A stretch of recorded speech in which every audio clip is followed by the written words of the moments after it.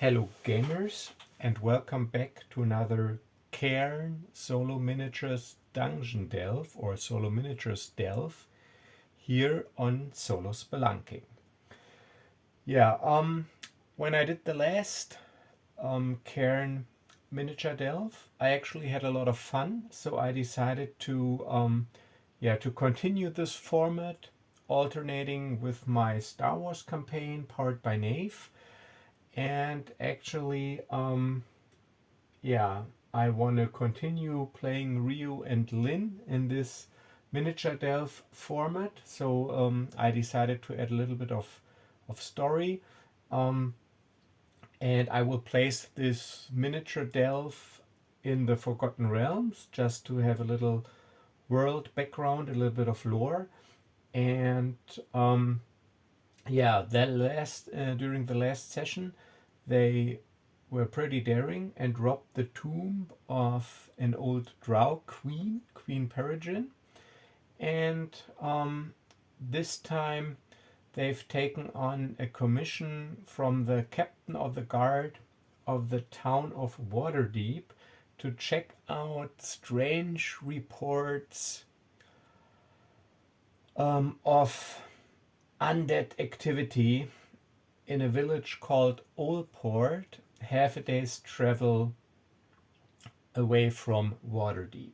So traveling merchants that arrived in Waterdeep, they told about some strange observations they made. They have seen oddly looking humanoid shapes shambling about. They've heard strange chanting, and it actually didn't really feel all right. There was something that felt off. So the captain of the town guard decided to commission some adventurers to check out what was going on this village or in this village, but he has not heard of them since. So he put out another call for adventurers on the city's notice board, and Lynn and Reo, they were in Waterdeep to spend their well-earned gains from last time, and they decided to investigate the matter. So for those of you new to the channel, these are the characters. Reo, a human rogue, and I am using the Cairn rule set, but I have made some modifications to it that I call Heroic Cairn. I will go into that a little bit later.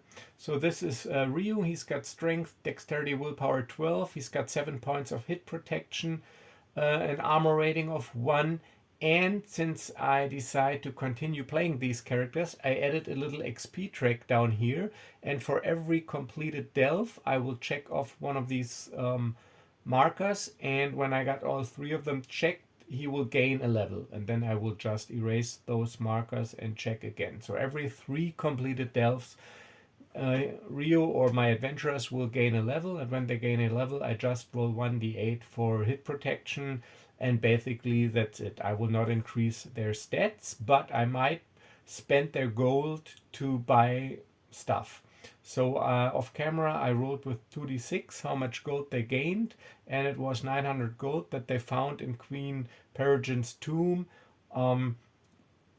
in the form of jewels, rings, some coins, whatever. So they split it evenly. Everybody got 450.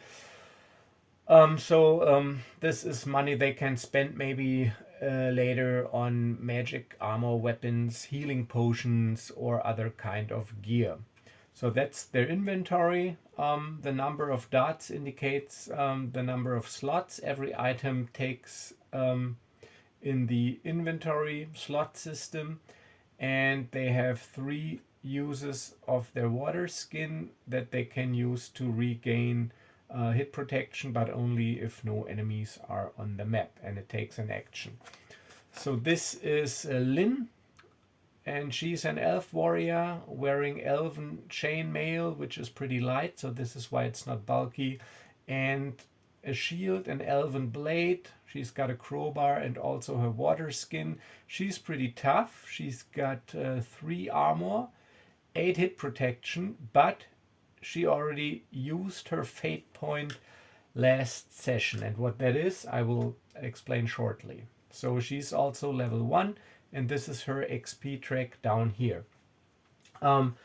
So what is Heroic Cairn? A little modification I made to the Cairn rule set to make it more suited for campaign or combat focused campaign or miniature play. 3 modifications. The first one is I nerfed it a little, so it's not re-rolled hit points. It's rolled with 1d8, or hit protection, sorry, with 1d8 instead of 1d6. And a result below 5 is raised to 5. So it's not re-rolled, it is just raised to 5. So no character in Heroic Cairn starts with less than 5 points of hit protection. Then also the ability scores or stats, they are rolled with 3d6, just by the book. But results below 9 are not re-rolled, but they are raised to 9. And you roll all 3 of your stats, and then you assign them as you see fit. So no Heroic Cairn character has less than 9 in an ability score.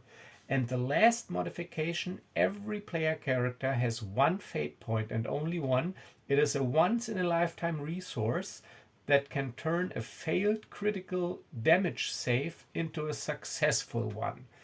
And Lynn already used her fate point in the last delve, so it's gone. It does never regenerate. So if she's failing a critical save or a critical damage save this delve, she will be out of the picture for this remaining delve until Reo tends to her.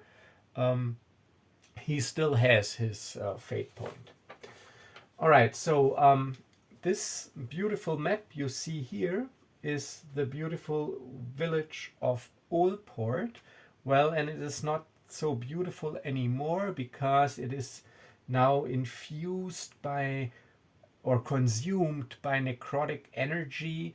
The trees, they have died off, the buildings are in ruins, and the streets are actually filled with the undead, and the whole area is covered into a foggy or shrouded in a foggy mist. And our heroes, their task is to explore the village to see what is the cause of this this evil and put an end to it. I will not go into the setup because I did this in the last video. So those of you wondering what these tokens are, just watch the first delve video. It's explained there. Those yellow ones are treasure tokens that I can just collect to gain some money. Collecting them takes an action, but they don't have any purpose when it comes to the quest. And I made some adjustments because visibility here is a little bit better, and I wanted to increase the difficulty a little bit. So a wandering monster now appears if I roll a 1 in 6, so 1 on a d6, and it is checked if no enemies are on the map and no tokens are resolved. And line of sight, or the trigger distance to the encounter tokens, is increased to 10 squares, so we can see a little bit farther, but still the area is shrouded in fog. And drinking water is an action which can only be done when there are no enemies on the map, and every water skin has 3 uses during the delve, and 1 zip out of the water skin combined with a little short rest restores all hit protection. Alright, so this is it.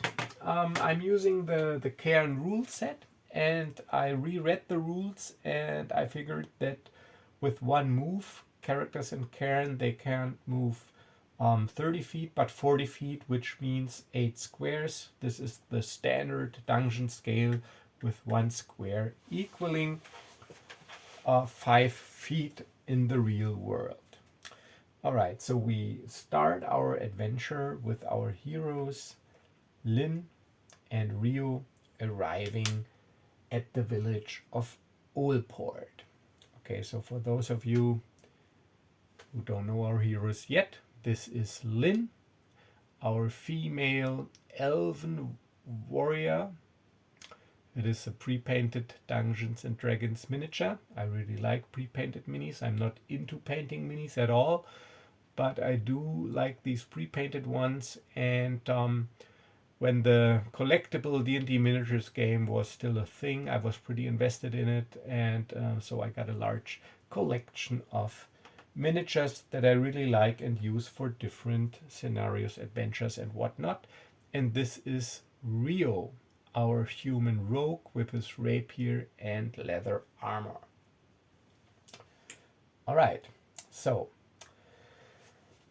there are no enemies present on the map at the moment. We see in the mist a dead body here, an unlucky adventurer, and yeah, I guess we will start exploring the village and slowly approach along the main road. But I gotta be careful that I don't trigger too many encounter tokens at once. So this one, I set it up so that this is just barely out of range. 1, 2, 3, 4, 5, 6, 7, 8, 9, 10, 11. It's 11 away, so I'm not triggering it yet. And this one here is also within line of sight. Let me take my stick here. Within line of sight. But 1, 2, 3, 4, 5, 6, 7, 8, 9, 10. Also barely out of range, out of line of sight. So this is all misty and foggy. So I think I will just move down here. And yeah, this is not a role-playing game. This is a tactical miniature delve. So the heroes are aware of the tokens, and also monsters are aware of the heroes, even though they're not within line of sight. And they move accordingly.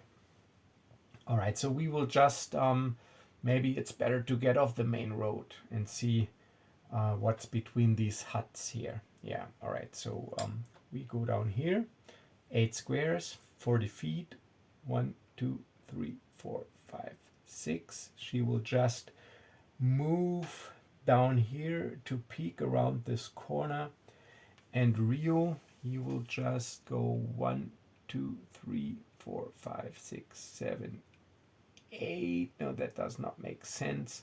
So he will stay behind her, get off the road, take cover between this hut here, and she will peek around the corner.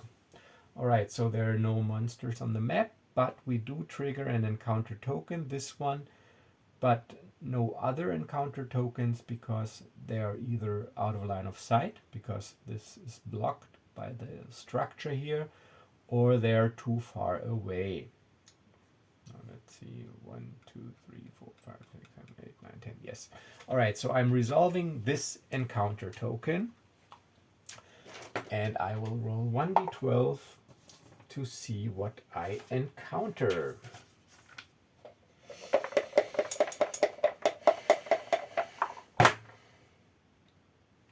$11. Ooh, it's a white. All right, so 11. Out of the mist, 2 pale female humanoid shapes appear. So these are Deathlock Whites. They are common miniatures from, I think it is the Demon Web set. I'm not sure. The set icon is a spider web.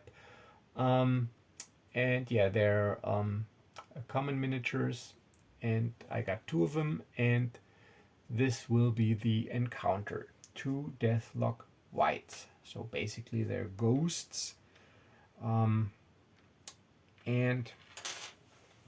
the thing with them is that they do have a bone-chilling, blood-freezing howl that they can unleash. And if they deal critical damage, so if they deal strength damage, They will also deal 1d3 points of will damage because of their unnerving uh, shriek if the heroes don't also pass a will saving throw, in addition to their strength saving throw to avoid critical damage. All right, so now we got monsters, so we got to roll a dexterity check or save to see if our heroes seize the initiative and can act in the first round of combat. All right, Lynn, she's got a dexterity of 13. She fails, and Reo with a dexterity of 12. He fails also, so we are totally taken by surprise and can't act in the first round of combat. So both of the whites act, and they sense the living flesh, the life energy. Woo! And they go straight for it to drain the life energy out of those living disturbances. 1, 2. So she goes 1. Actually, she goes 1, 2, 3, 4, 5. Because I do use opportunity attacks here. And they want to avoid opportunity attacks. So she goes 1. Diagonal counts 2, 2, 3, 4, 5 to base Lynn. But they both want to attack her, and according to the Cairn rules, you roll all damage die together and take the highest one if multiple opponents attack, but you gotta resolve the attack after everybody then is in position. So she will move as well. 1, 2, 3. And they can both attack Lynn. So they will deal 1d3 points of damage.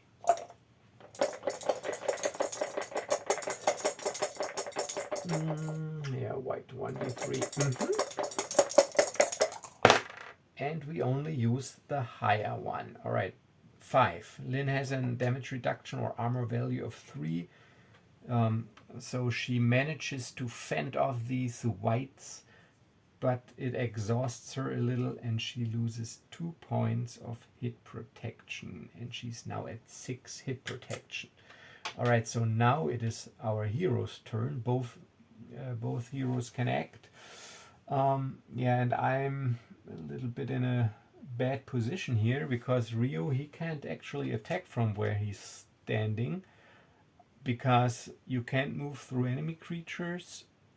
You can move through allies, but you can't move through enemy creatures, and you can't end your move in an occupied square. So he would have to go around, but then he would trigger another encounter.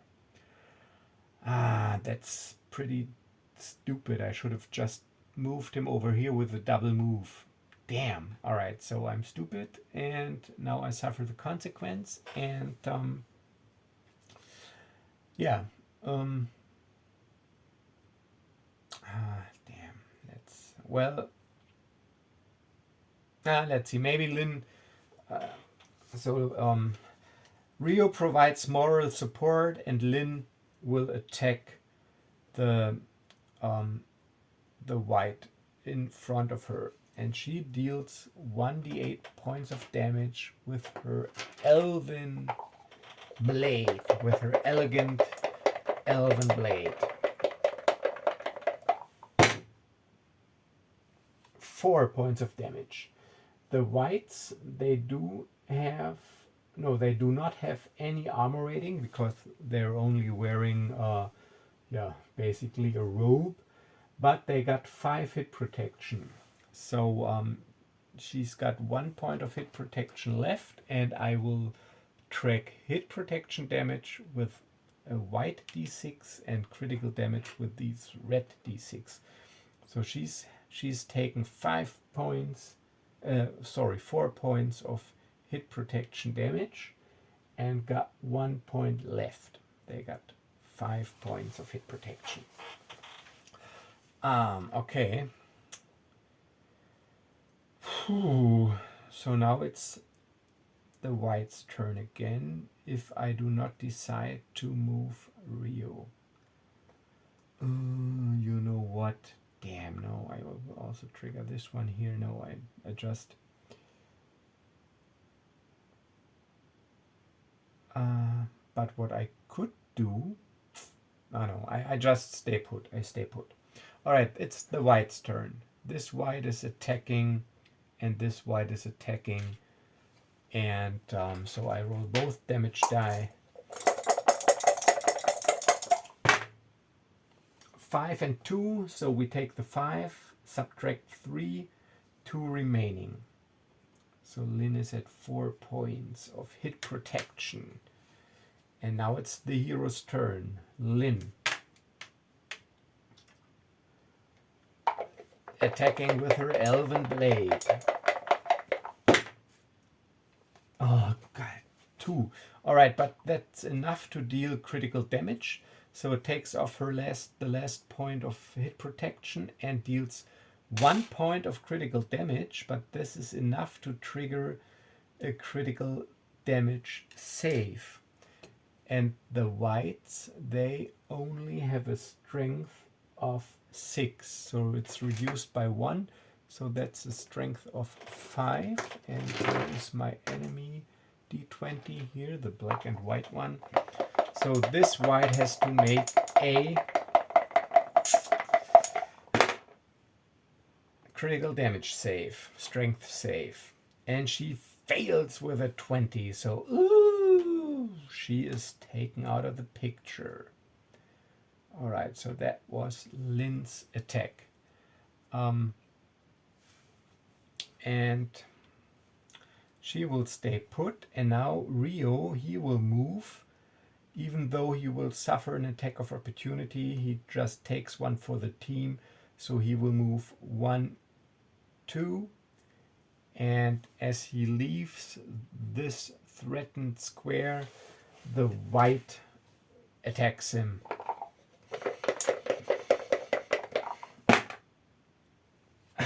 But only 1 point of damage, and he's got leather armor with 1 point of damage reduction. So he basically dodges her attempt to grab him, and now he can attack with his elegant rapier, which also deals 1d8 points of damage. 4 points. Sadly, this is not enough to deal critical damage. She's still got 1 point of hit protection left, but now we are in a good position. Both of my heroes acted. Now it's the enemy's turn, because now we can both attack. And the white will now attack Reo and deal 1d6 points of damage.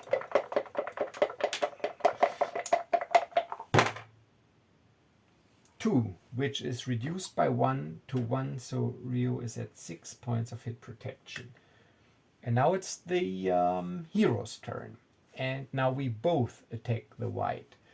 We both deal 1d8 points of damage with an elegant elven blade and an elegant rapier. Highest die counts. 7, yes. So 7 actually takes her out completely, because she's only got strength 6 and 1 point of hit protection left and no armor. So it takes her to 0 strength. So with our combined effort,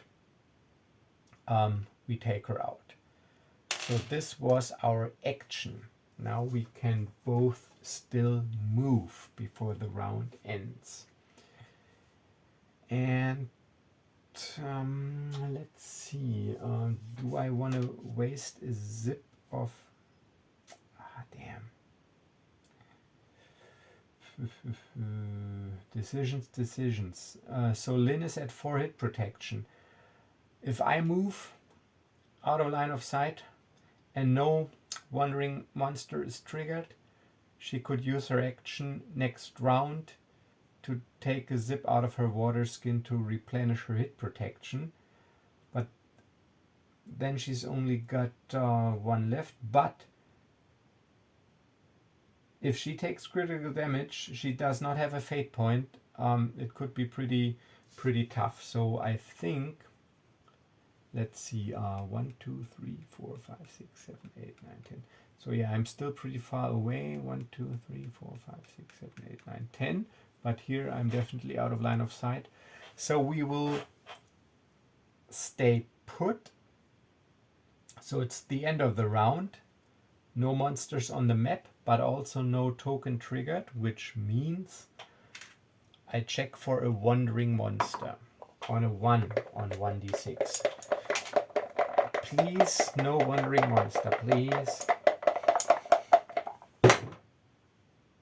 Ah, no, 5. Thank God. All right. So, we take a moment, take a deep breath. Lynn gets out her water skin and takes a deep zip out of her water skin. So I cross off one use of her water skin. She's got 2 uses left, and her hit protection is replenished to 8. That was her action, drinking from the water skin. Now she's still got her move. All right, so actually I want to trigger only 1 encounter. So let's see.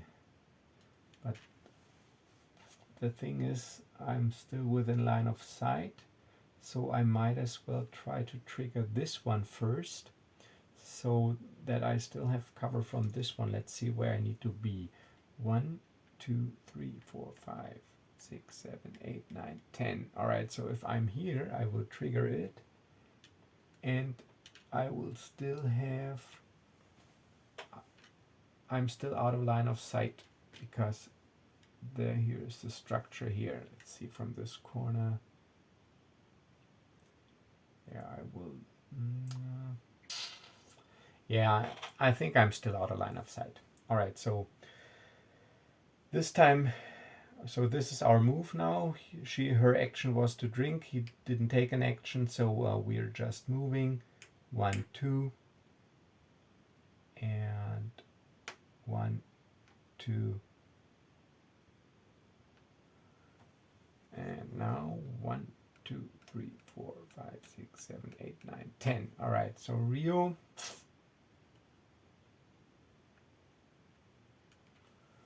see, am I in line of sight?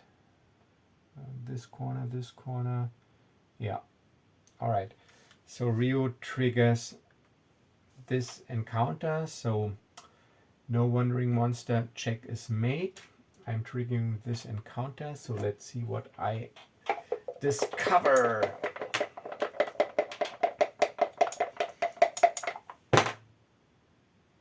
Seven. Ooh, a swarm of dire rats. All right.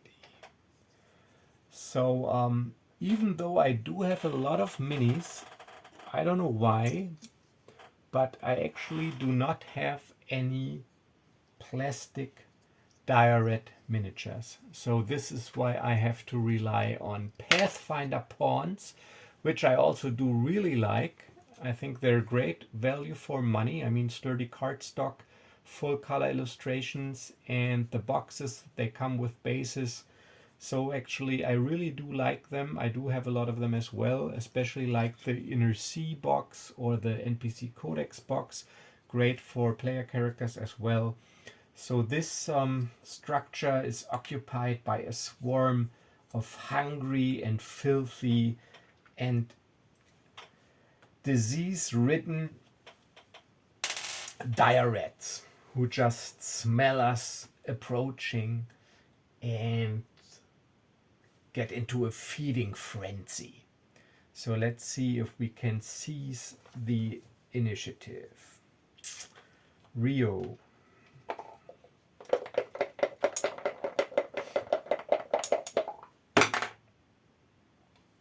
No, 13 out of 12. And Lynn. Yes, Lynn can act. All right, so she can act. Maybe I managed to get inside to get out of line of sight from this token. I can move 8 squares, or if I decide not to attack, I can take a double move. So let's see. 1, 2, 3, 4, 5, 6, 7, 8. Damn, it gets her. I mean, it doesn't really make sense to base the creatures and not be able to attack. Does make sense. So, all right. So now let's be smart about it. We will just she will move backwards 1, 2, and Reo. Oh no, Reo didn't pass his save, so she will just move backwards so that we can actually set up some sort of flanking position. All right, so now it's the reds' turn. They're not intelligent. They're dire rats. They're in a feeding frenzy. They smell food, so they just rush to attack. So I'm starting with this. No, with this dire rat right here. 1, 2, 3, 4, 5, 6, 7, 8. Doesn't really manage to get to him, but takes a double move to base him, but is not able to attack. And the other one, yeah, they're stupid, but not that stupid. It'll move 1, 2, 3, 4, 5, 6, 7, 8. 1, 2, 3, 4, 5, 6, 7, 8. Here to be able to attack. Wait a minute, I was here, right? 1, 2, 3, 4, 5, 6, 7, 8. Yeah, I took a double move. And the last dire rat. Also, now she takes this route, or it takes this route. 1, 2, 3, 4, 5, 6, 7, 8. 1. All right, now it's the hero's turn. Both of my heroes can act. Let's see, we can't set up a gang up. So Lynn will move 1, 2, 3, 4, 5 just down here and attack this dire rat with her elegant elven blade.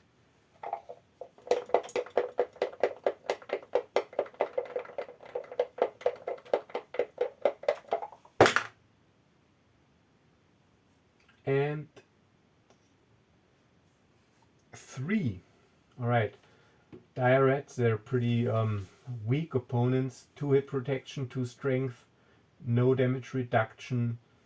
So basically they're just there to cause some attrition, to force maybe the heroes to use up a water skin use. So that's 3. So the hit protection's gone, 1 point of strength left. So a save is triggered, 5% chance to make it. Almost 2, but since her strength, its strength is reduced to 1, with a squeak it is killed. So now Reo, d8 damage. 1 point of damage. So that means actually the dire rat still has hit protection left and can attack. This is what I mean by attrition. Alrighty. So yeah. Now it's the monster's turn. This dire rat will attack. Deals 1d6 points of damage.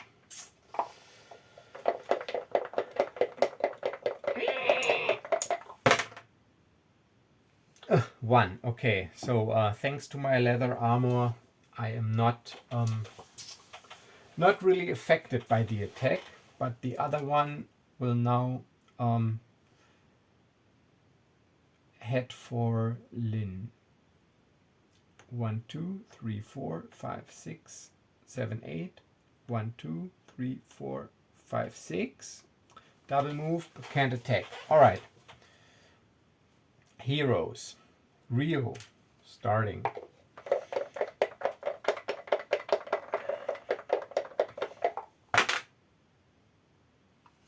Two. So that's 1 point of hit protection gone, 1 point of strength gone. Critical damage save. No. killed. Lynn.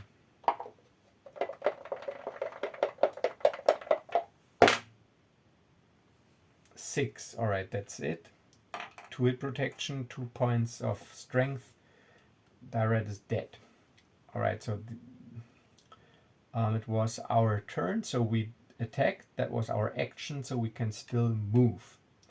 Alright, now we got some breathing room here because only 1 encounter token left. So we're moving. Reo will try to pick up this treasure. 1, 2, 3, 4, 5, 6, 7, 8. Manages to get here, but can't pick it up because he already used his action to attack. That was his move. And Lynn is going to trigger this encounter token. 1, 2, 3, 4, 5, 6, 7, 8. Moving to here so that we don't trigger a wandering monster roll. Alright, so let's see what we encounter here.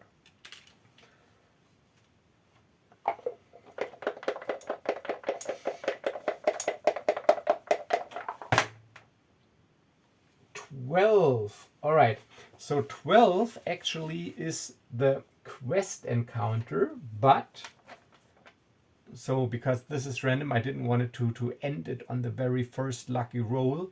It is the quest encounter, but I got a roll again on a roll of 1 to 8 on a d12. The quest encounter actually appears, and if I roll 9 or above, it does not. So let's see.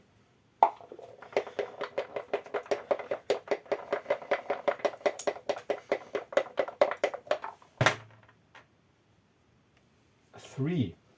Yes, it does indeed appear. All right, so it's a dice game. That's the thing with these random delves. Sometimes it might be over quicker than you think, but I still gotta beat the quest encounter. So out of the fog and mist, the shape of a robed humanoid appears, and this is a tiefling necromancer. It's a rare miniature from a miniature set when it was not when it was the new version of the miniatures game. The set icon is DDM3. I don't really remember what it is, but it's a rare miniature. It's a tiefling necromancer. Nice little detail here with the skulls on his robe. So this is the necromancer who is responsible for all the undead activity in this village. But of course he wouldn't be a real necromancer if he didn't have some minions with him. And he's got 2 skeleton warriors with him protecting him. And these skeleton warriors are actually one of my favorite minis. I think they're very, very good good looking miniatures. Those are the skeleton warriors. They have chain armor, they have a shield and a sword, and they just look great. And they're common miniatures, also from the DDM4 set, common. And I really, really like these guys. They're one of my favorite skeleton minis. And yeah, he's got 2 of them with him. Now you will become undead yourself, you fools, the tiefling necromancer says. You have messed with powers that you can barely understand. Your feeble minds are in no way capable of understanding the greater workings here. And now you will die. All right, so let's see if we can actually seize the initiative. Reo first.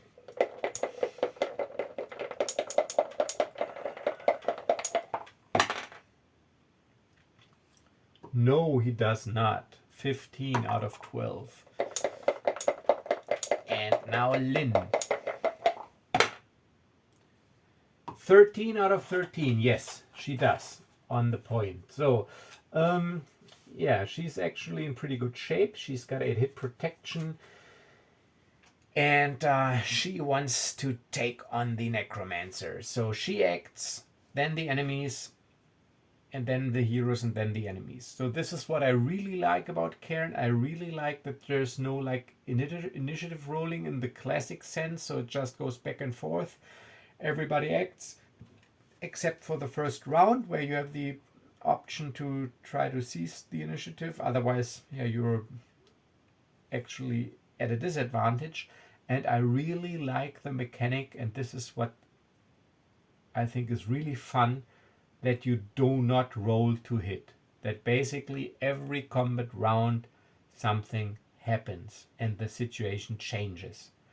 I mean, I've had miniature scenarios or campaigns using classic 2-hit rolls and AC, where you were just like rolling dice and nothing happens, and the combats, they took forever, and basically the miniatures were just standing next to each other and you were rolling to hit, and then you miss and hit and miss, and this I think is a really really neat idea.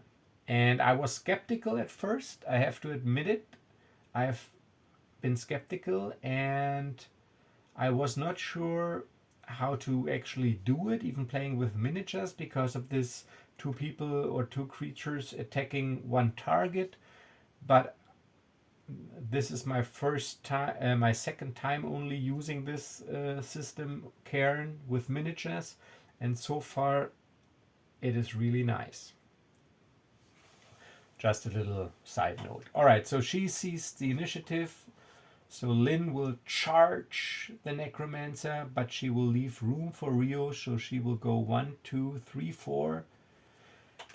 1, 2, 3, 4, and attack with her elegant elven blade. Alright, the necromancer, even though he only wears a robe, he does have damage reduction 3 because of an arcane shield, or in classic D&D terms, because of the mage armor spell. So of course he buffed himself, he cast mage armor onto himself, so his arcane protection gives him a damage reduction of 3. And yeah, let's see.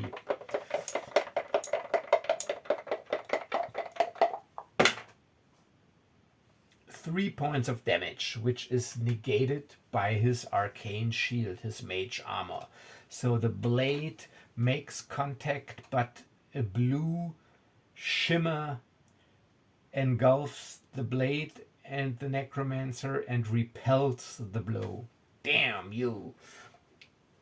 Alright, so now it's the enemy's turn, because Reo didn't manage to seize the initiative. Minions, attack her! The necromancer yells, and the skeletons both move forward. 1, 2, 1, 2, and they both attack Lynn, and the necromancer will attack her as well. So the skeletons deal 1d6 points of damage with their swords, and the necromancer, he's using a necrotic bolt, an arcane attack, a necrotic bolt, which deals 1d8. So I roll 1d8 and 2d6, and we will take the highest value.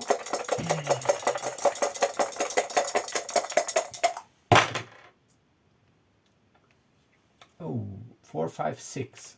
So that'll be 6 points of damage. Thank God Lynn is very well armored, so it's reduced to 3. So she's got 5 points of hit protection left. Alright, so now it's both heroes' turn. We can act. And of course Reo will aid her. So he will move.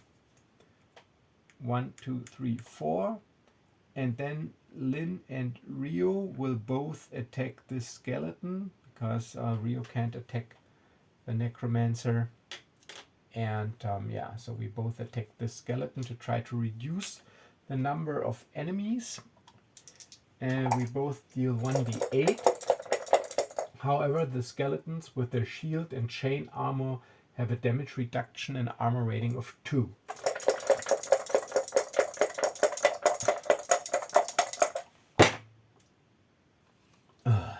3 and 4. So 4 is used and reduced by 2 to 2, so that's 2 points of hit protection damage. And the skeletons, they have 4 points of hit protection. Alright, and this concludes our hero's turn. She didn't move, or does not want to move, because of opportunity attacks. Reo moved, we both attacked. So now it's the enemy's turn. Minions, focus your attacks on the elf, says the necromancer, because yeah, she's still in a disadvantaged position. So we roll 3 damage dice again.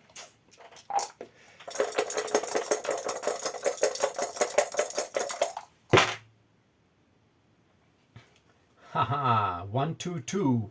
Which means no damage, because Lynn has got a damage reduction of 3. So she, yeah, she's very agile on her feet, and yeah, has her wits about her. So she just parries the blows, gets her shield up in time to deflect the necrotic bolt. And now it's the hero's turn. And both heroes focus on the skeleton. Let's take him! Or let's take it, Lynn! Yes, 8 points of damage is used. -2, that's 6 points. So that is 2 hit protection and 4 points remaining. Strength 8.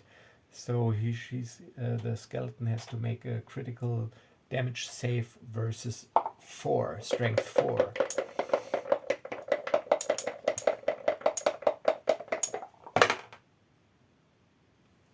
And it makes it 3. All right, so now I'm replacing 4 points of critical damage, of strength damage, but it is still standing. The skeleton is still standing. Bones are shattered, and the sword is broken, but it is still standing. All right, that was our heroes. Now the enemies again. Business as usual. They will gang up on Lynn. As long as there's still 3. 1, 1, 6. 6 is reduced by 3. But still 3 points of damage. But Lynn's got 5 points of hit protection, so now she's got 2 points of hit protection left. Ooh, this is getting scary, because Lynn already used her fate point. Now I really got to reduce the amount of incoming damage here. Alright, let's see. I mean, damn. Alright, so I gotta think. Now it's the hero's turn.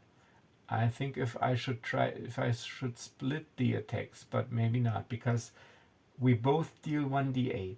So, but they got this skeleton, he's got damage reduction 2. So Reo needs at least a 3 to deal 1 point of critical damage or strength damage to trigger a critical damage save. And then I'm confident that the skeleton will fail, because it only got strength 3 then left.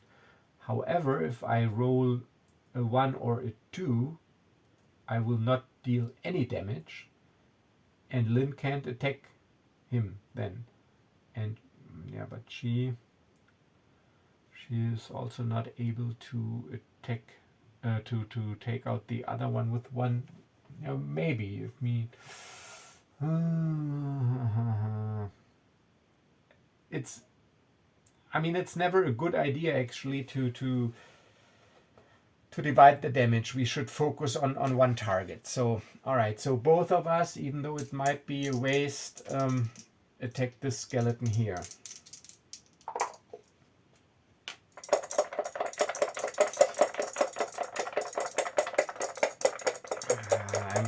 Damn. All right. 5 and 7. All right, we take the 7. It's reduced to 5. So this takes this skeleton out, no problem. All right, so these were our actions. Now we can still take our moves. So Reo will move up so that we can gang up on the necromancer. Lynn will stay put. So Reo moves up, and now it's the monster's turn. Minion, continue to focus on the elf. Obviously, the necromancer has identified Lynn as the major threat because of her armor, shield, and fighting skill. Well, he hasn't seen much of Reo yet, so they will both attack Lynn. But I roll 1 die less because one skeleton is dead. But still 6, so that's 3.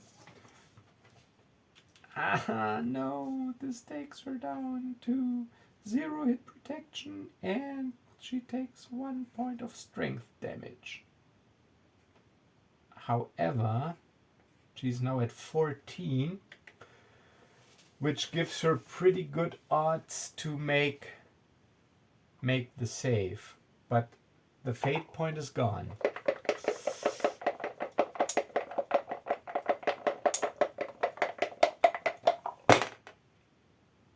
Come on, please. 12, yes.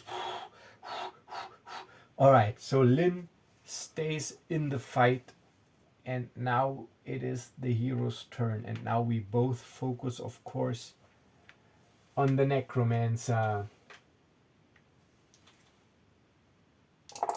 who is as of yet unscathed. Come on, give me 8. 5 minus 3, that is 2. So 2 points of hit protection damage. Not a lot. Oh, damn. I mean, I'm really worried about Lynn here.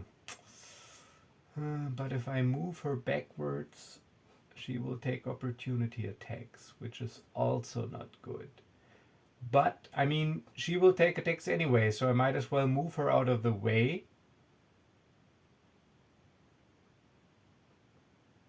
So that... But then, of course, I reduce my damage potential as well.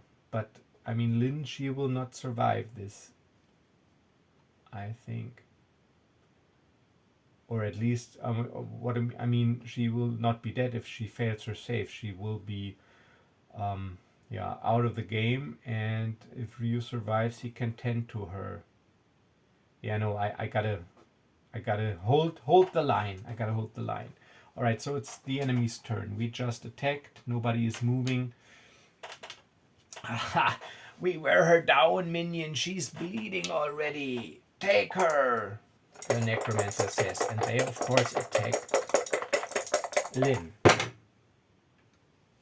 But 3 is the highest die, and she's got a damage reduction of 3. So Lynn grits her teeth and parries the blow of the sword with her elegant blade and gets her shield up to deflect the necrotic bolt. Now you will die, you unholy scum, Lynn says, and we both attack the necromancer.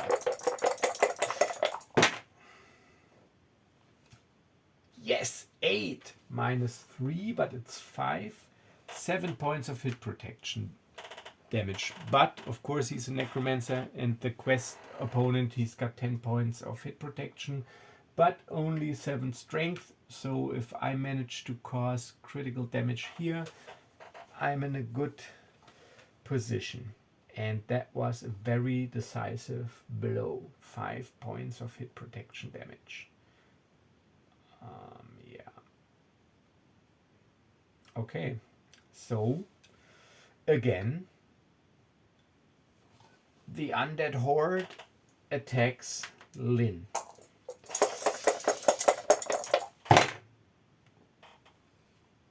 5 minus 3, that is 2 points.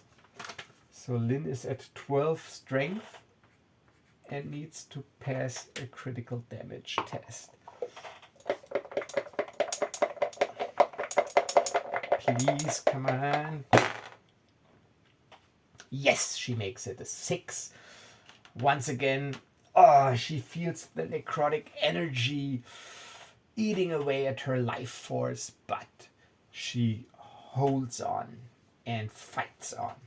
All right, come on, Reo, let's take him. We can take him. Yeah.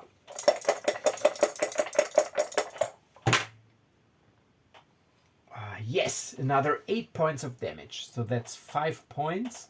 So that is 3 remaining hit protection and 2 points of critical damage, which means he's at strength 5, 2 points of critical damage, strength 5, and needs to pass a strength check.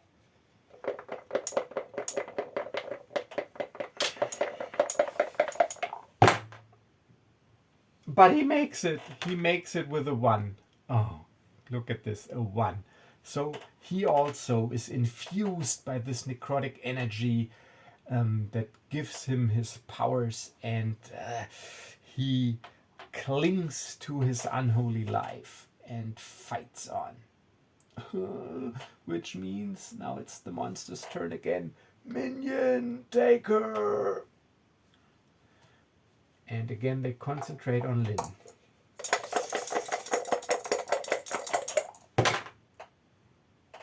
Yes, 1 and 2. But they're weak now because they're also hurt. And the skeleton feels that the energy of his master is fading. So Lynn does not take any damage whatsoever. Reo, we need to take him now. But only 2, and he's got still his arcane shield up. Damn. Alright, so this is really a nasty battle. Everybody is, fighting on, gritting their teeth. And it's the monster's turn.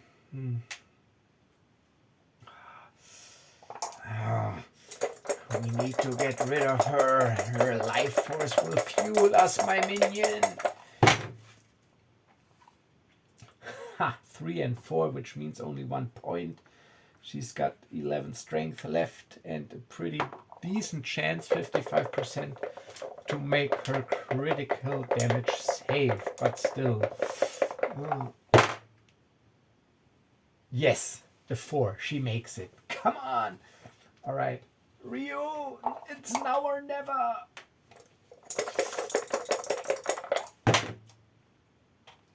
Oh, 5. All right. Minus 3 is 2. So he's got 4 points of critical damage. Strength 7 minus 4. So he's got a strength of 3 only left. And he needs to make a save. Maybe we manage to take him now. Yes. All right. 7. All right. So he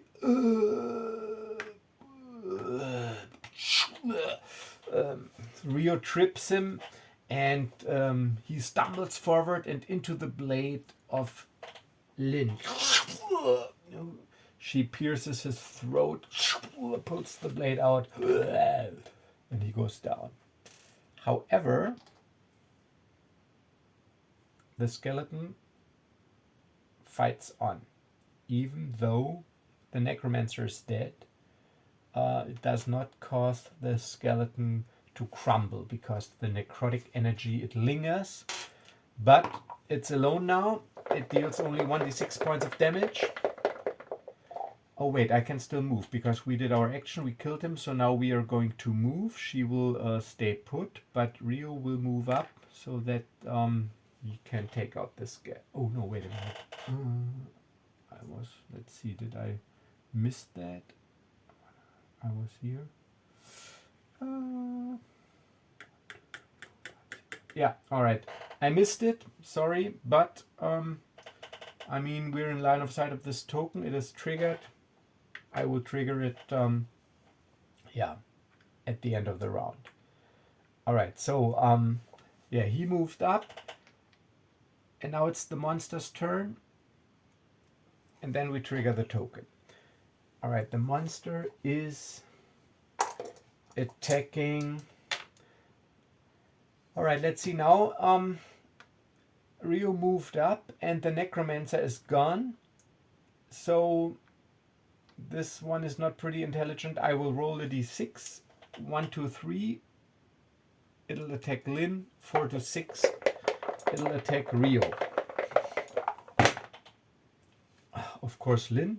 Damn, I would have hoped for Reo.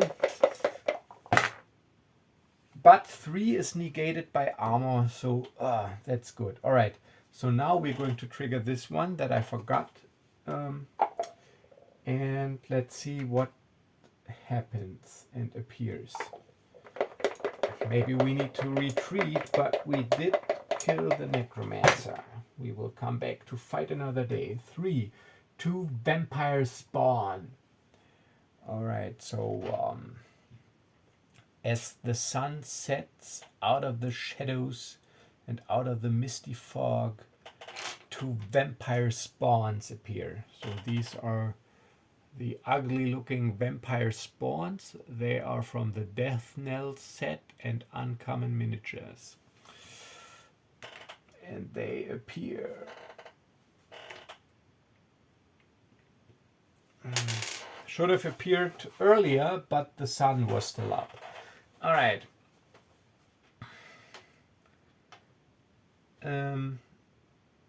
Yeah, to not overcomplicate things,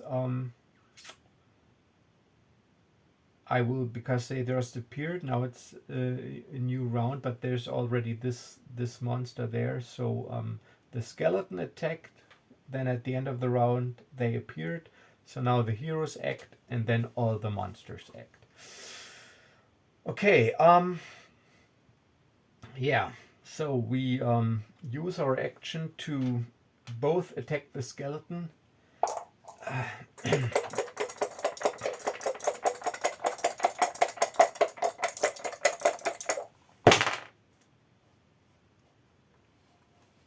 8 and 3. Alright, 8 is reduced by 2 to 6.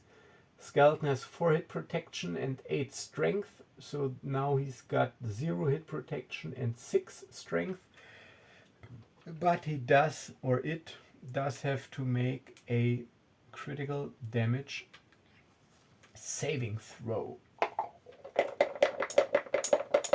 versus strength 6. A 19. All right, now it crumbles. All right, so the necrotic energy is gone. It crumbles. The bones crumble into a pile, and now we still have our move. All right, Lynn. Let's retreat and report back. Live to fight another day. Yeah, but we need to come back. All right, so Lynn is moving 8. 1, 2, 3, 4, 5, 6, 7, 8. Because she already used her action, and Reo is moving 8. 1, 2, 3, 4, 5, 6, 7, 8. He's taking the rear, aiding in her retreat. And as a matter of fact, at this point, I will end this session here with a retreat. I would call this a partial victory because we did defeat the quest encounter. However, we did not rid the village of all the undead that are still lingering. So we will have to come back. So story-wise, we will first now go to Waterdeep, report to the guard, but we will come back. So consider this Village of the Dead Part 1, and there will be a Village of the Dead Part 2 pretty soon, where the goal and objective will be to clear this map and maybe also to collect the treasure. But for now, our heroes need to retreat and rest. And yeah, I hope you enjoyed this video, and if you did, please do subscribe, because I really like to see the channel grow, and I think it's a lot of fun. Actually, I'm enjoying this, and I hope you enjoy it too. And yeah, have a nice evening, stay safe, stay healthy, and yeah, I will do part 2 pretty soon, maybe even tomorrow, before I will continue with my Star Wars campaign, because I don't want to leave this unfinished here. Yeah, and please let me know in the comments what you think about using Cairn for miniature delves, if you think it's suited for that or not. And maybe let me know what you think of my little modification called Heroic Cairn. And whatever you want to tell me, I would like to interact with you guys. So yeah, have a nice evening. Until next time.